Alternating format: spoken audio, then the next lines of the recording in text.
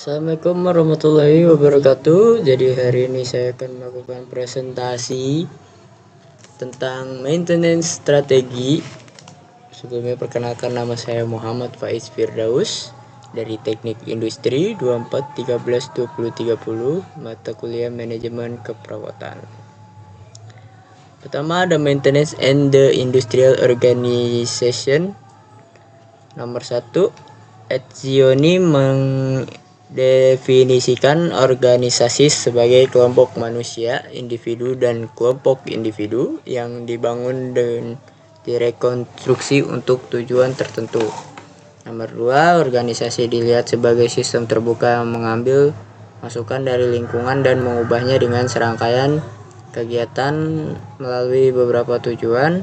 Nomor 3, sistem terbuka bersifat kontinu atau berinteraksi dengan lingkungannya dan mencapai kondisi mantap sambil tetap mempertahankan kapasitas untuk bekerja transformasi. Nomor 4, sistem ini terbuka dalam arti dapat bereaksi tidak hanya pada input langsung dan output, tetapi juga perubahan lingkungan sekitarnya.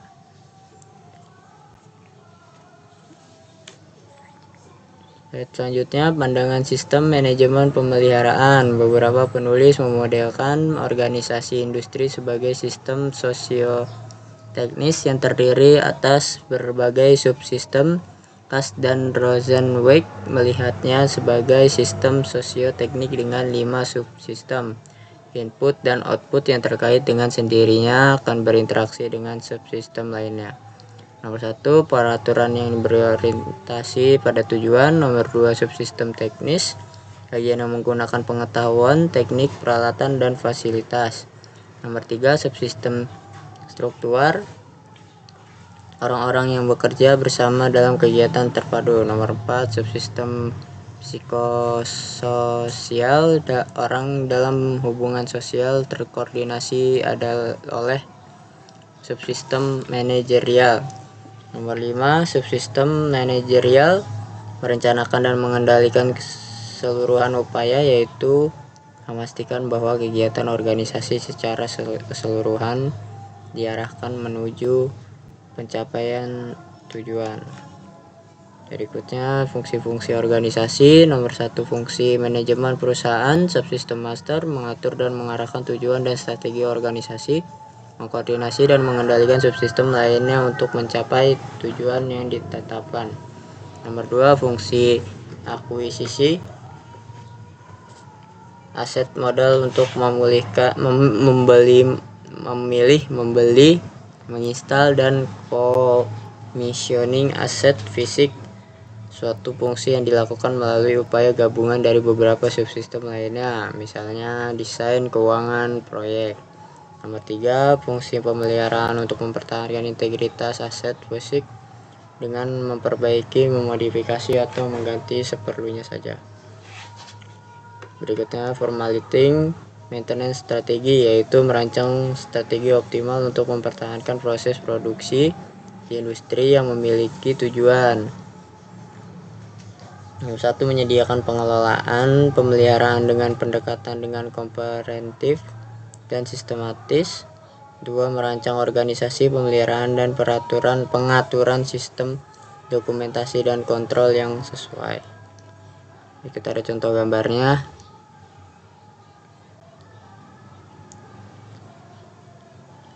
Selanjutnya ada perencanaan pemeliharaan strategis. 1, proses pemikiran strategis dimulai dengan tujuan pemeliharaan yang rendah dan tujuan perusahaan. 2, dilanjutkan sebagai organisasi rencana kehidupan melalui kontrol. 3, fungsi pemeliharaan mungkin dipengaruhi oleh hubungan dinamis dengan fungsi produksi, harus dipahami dengan jelas. Setelah hal ini terjadi, selanjutnya dapat ditentukan untuk mencapai tujuan pemeliharaan.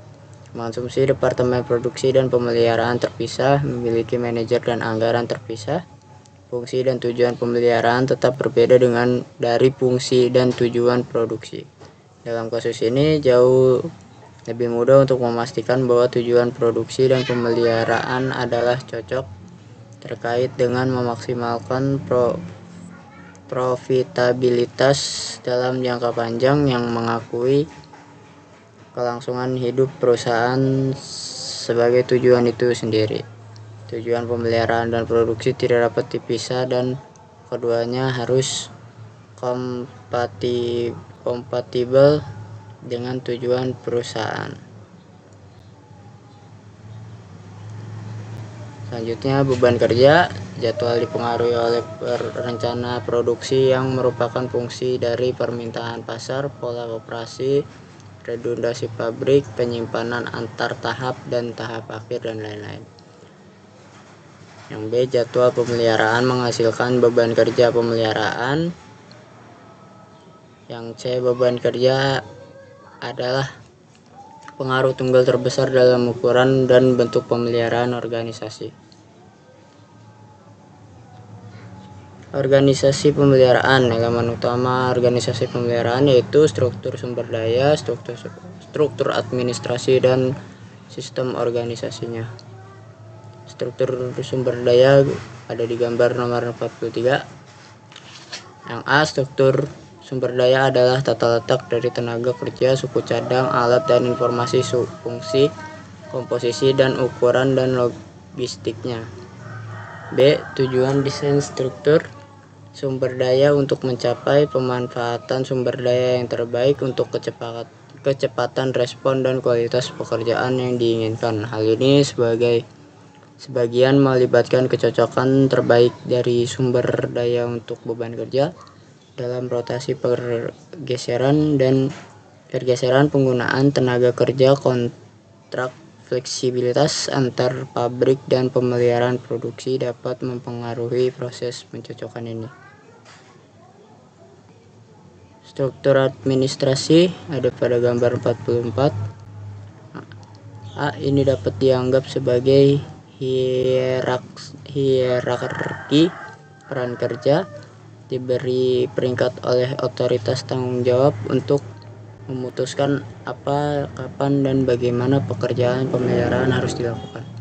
B, keputusan kunci dalam desain administrasi pemeliharaan dapat dibagi antara bagian atas dan struktur bawah.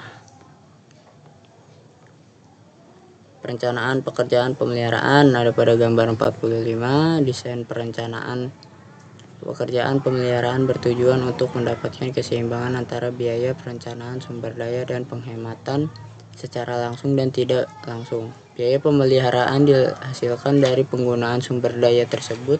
Sistem perencanaan dirancang di sekitar struktur sumber daya itu memiliki perencanaan shift baris pertama, sistem perencanaan akhir pekan baris kedua, dan sistem perencanaan penutupan tahunan baris ketiga. Tidak diperlihatkan secara terperinci. Organisasi pemeliharaan. Merancang organisasi membutuhkan banyak kebutuhan yang saling terkait yang harus dibuat masing-masing dipengaruhi oleh berbagai faktor seperti di mana menempatkan tenaga kerja, bagaimana fleksibilitas antar unit, siapa yang bertanggung jawab untuk suku cadang, bagaimana memutuskan tanggung jawab untuk observasi dan pemeliharaan pabrik.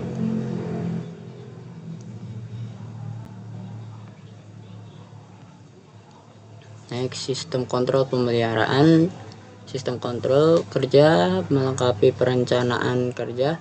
Sistem ini berfungsi utamanya adalah mengontrol alur kerja preventif dan korektif melalui prosedur prioritas pekerjaan dan melalui informasi tentang masa depan. Ketersediaan sumber daya, sejumlah indeks kinerja yang digunakan membantu proses ini yaitu A, total hari-hari dalam log forward, B, hari-hari dalam catatan ke depan berdasarkan prioritas, C, man days dalam backlog, D, persen pekerjaan yang direncanakan selesai per periode, E, persen pekerjaan preventif selesai per periode. Sistem kontrol diperlukan untuk memastikan bahwa organisasi pemeliharaan mencapai tujuannya. Sebagai ilustrasi contoh sistem kontrol kerja dapat dilihat pada gambar 46. Ini ada contohnya gambarnya ya guys ya.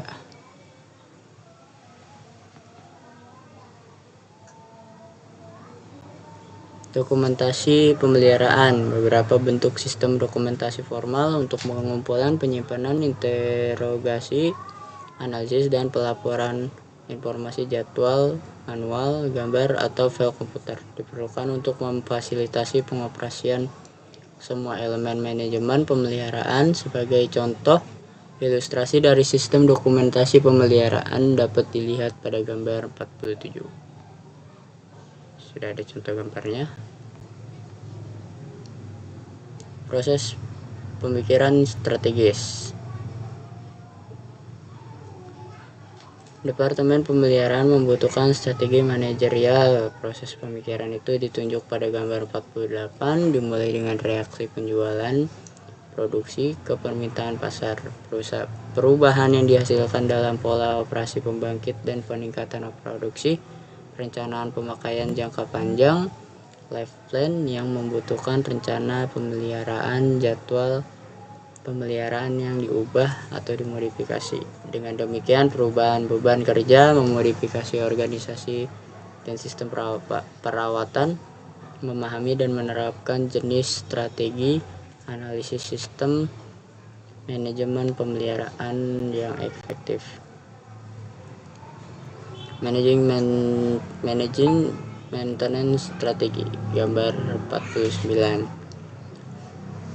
Proses manage strategi adalah mengatur dan memadukan kegiatan manajemen pemeliharaan untuk mencapai tujuan. Proses ini juga menganalisis bahwa tujuan ini selaras dengan tujuan perusahaan. Proses ini harus memimpin dan melakukan elaborasi prosedur pemeliharaan, standarisasi, dan harmonisasi operasi berdasarkan praktik terbaik, dan menjaga semua dokumentasi diperbarui dan disetujui sesuai dengan aturan pemeliharaan yang mencakup rencana aksi, prosedur, manual, dan panduan, peraturan dan perundang-undangan, teknis instruksi, spesifikasi, format, dan basis data. Proses manage strategi akan menghasilkan rencana aksi untuk mengatasi semua fungsi operasional yang menetapkan proses, pola organisasi, mekanisme standarisasi, staf, keterampilan, tugas kerja, aturan, dan hasil. Next, mengidentifikasi organisasi pemeliharaan. Pada saat membuat organisasi pemeliharaan dan kunci yang perlu dipertimbangkan saat menentukan fleksibilitas dan efisiensi untuk mencapai sasaran seperti A. Jenis hubungan internal dan eksternal dengan pemasok, departemen lain, agensi klien, dan lain-lain. B. Tingkat hierarki untuk kegiatan operasional dan manajemen. C. Sentralisasi dan desentralisasi operasional dan manajemen. D. Penggunaan sumber daya internal dan eksternal, subkontrak untuk kegiatan pengembangan. E. Pengukuran dan pengembangan keterampilan dan spesialisasi staf teknisi. F. Tingkat dukungan pada teknologi informasi komunikasi. Next, mengelola strategi pemeliharaan ada pada gambar 50. Desentralisasi, ketika jumlah kompetensi yang terlibat tinggi dan tingkat pengelolaan pengetahuan juga tinggi, maka pendeklarisasian dan desentralisasi digunakan sehingga penggunaan lebih fleksibel.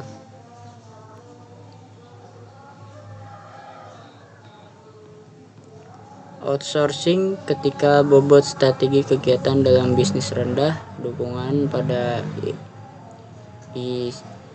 ICT maju dalam kendalian dan pemantauan, maka keterlibatan pihak eksternal bisa lebih efisien, terutama ketika memilih mitra yang lebih khusus. Efisiensi dan aktivitas kerja, jumlah organisasi lintas operasi proses rendah dan jumlah kompetensi juga rendah, maka efisiensi dan efektivitas dalam operasional akan meningkat. Merancang organisasi. Untuk mendesain organisasi pemeliharaan dalam jaringan, kita harus mempertimbangkan masalah yang disebut di atas serta memungkinkan hukum dan geografis lainnya. Persyaratan untuk menyediakan layanan di area distribusi yang bersangkutan ada 3 jenis: struktur organisasi, dekonsentrasi, delegasi, dan devolusi.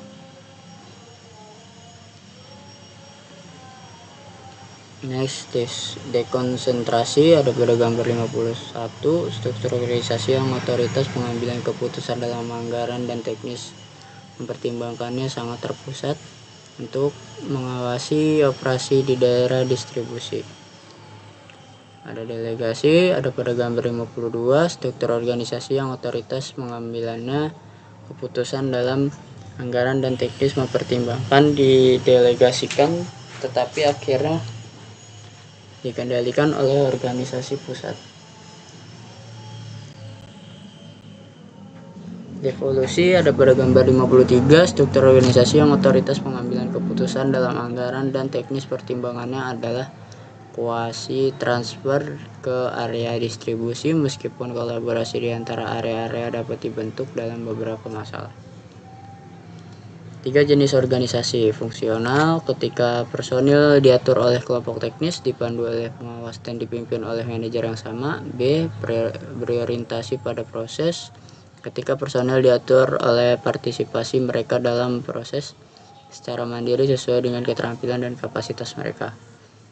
C. Matriks, ketika personil diatur dengan ketergantungan ganda, salah satu dari kapasitas fungsional dan lainnya tergantung pada partisipasi mereka dalam proses atau proyek. Karena itu setiap teknisi memiliki 2 manajer. Staging organisasi.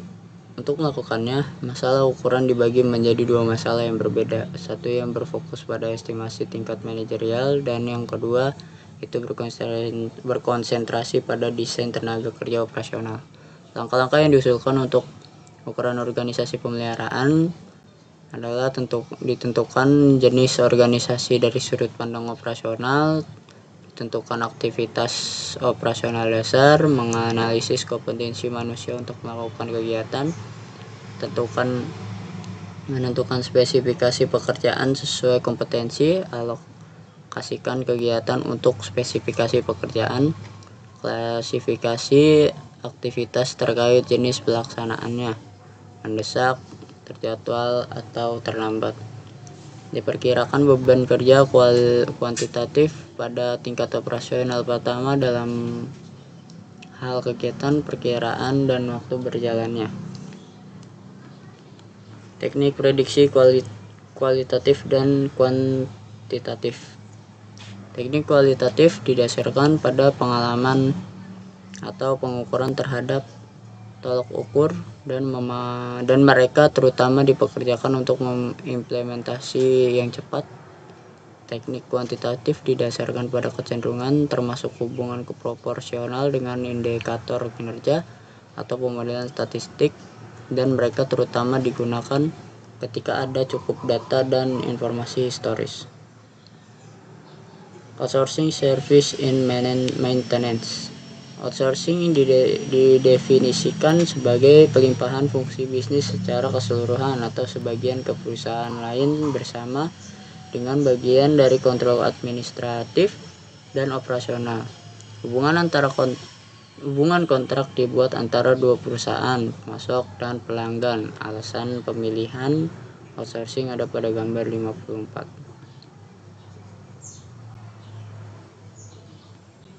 Next, kelebihan outsourcing. Nomor 1, pengurangan biaya dan kualitas yang sama menggunakan pemasok yang lebih khusus. 2, biaya restrukturisasi, mengubah biaya tetap dengan biaya variabel dalam yang disediakan jasa. Nomor 3, merangsang pekerjaan lokal melalui kontrak dengan perusahaan lokal. 4, memperoleh anggaran cepat dengan menjual aset. Nomor 5, peningkatan kualitas dengan spesialisasi yang lebih tinggi. 6, akses ke pengetahuan ahli dari luar. 7. Standarisasi dari akses ke skala ekonomi reengineering. Nomor 8. Pembilasan sumber daya untuk tujuan lain. Nomor 9. Meningkatkan fokus perusahaan. Nomor 10. Memperbaiki manajemen fungsi-fungsi sulit yang sulit untuk ditangani. 11. Mengoptimalkan tugas-tugas rutin. 12. Membagikan risiko atas fleksibilitas permintaan dengan perusahaan pemasok. Nomor 13. Memberikan jaminan hukum dan dalam layanan. 14. Mengembangkan hubungan antara aspek keuangan dan tingkat layanan. 15. Titik awal untuk perusahaan dalam organisasi kecepatan melalui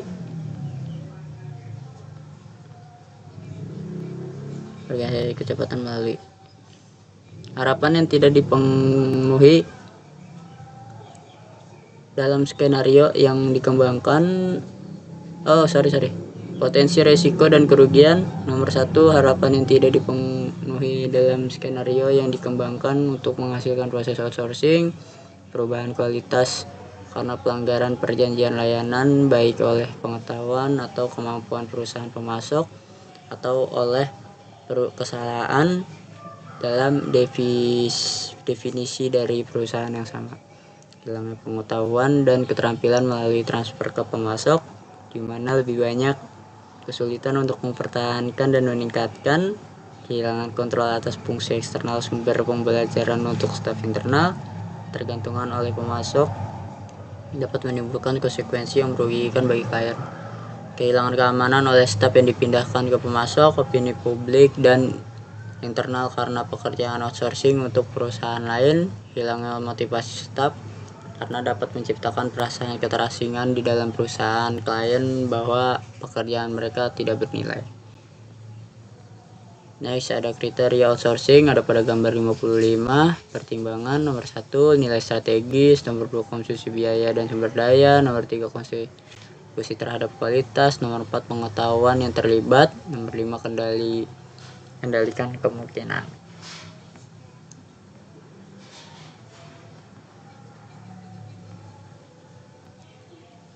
Next, ada maintenance budget. Biaya pemeliharaan dapat diukur dengan metode activity based costing, yaitu pembiayaan berbasis kegiatan.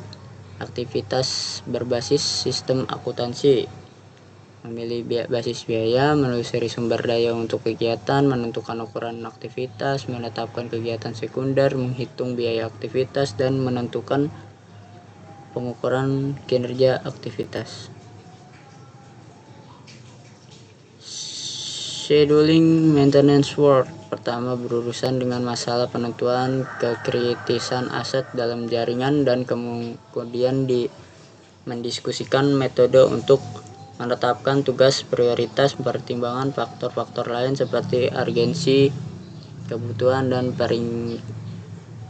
peringat pelanggan. Metode menentukan aset kritikal. Metode yang dapat digunakan untuk memprioritaskan aset menurut kekritisannya dengan analytical hierarchy process atau AHP, meliputi dekomposisi, penilaian kooperatif, dan komposisi hierarki atau sintesis prioritas. Next, ada dekomposisi. Prinsip dekomposisi diterapkan untuk menyusun suatu masalah kompleks menjadi hierarki cluster, subcluster, dan sebagainya. Ada pada gambar 56.